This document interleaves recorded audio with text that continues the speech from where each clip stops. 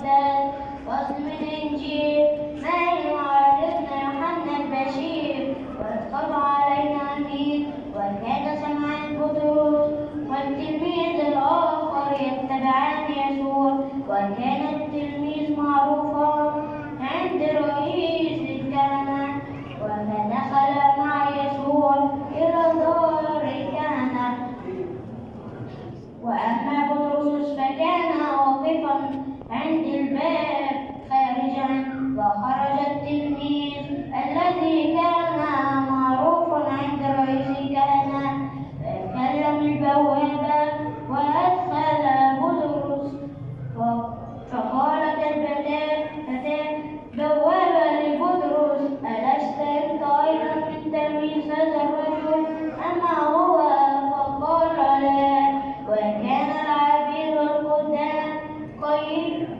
قياما يقدمون لهم حطبا لأنه كان شتاء وكانوا يستطلون وكان بطرس أيضا معه واقفا يستطلي فسأل رئيس الكهنة يسوع عن تلميذه وعن تعليمه فأجاب يسوع قائلا إن كلمت العالم علنيا وكنت على كل حين في المجامع وفي الهيكل حيث تجمع كل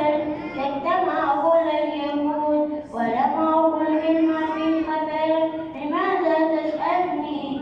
سل الذين سمعوا ما قلت لهم وهؤلاء يعرفون ماذا قلت أنا ولما قال يسوع هذا رجل يسوع الواحد من خدام موقفين فأجاب يسوع فقال له إن كنت قد تكلمت رديا فاشهد بالردي وإن حسنا فلماذا تضربني حينئذ أرسله حنان موثوق إلى قيافة رئيس الكهنة وكان سمعان بطرس واقفا يستطلي فقالوا له أليس أنت أيضا من تلاميذه أما هو فأنكر وقال لا فقال له واحد من عبيد رئيس الكهنة وهو نصيب الذي قطع بطرس أذنه أما رأيته معه في البستان فأنكر بطرس أيضا وللوقت صار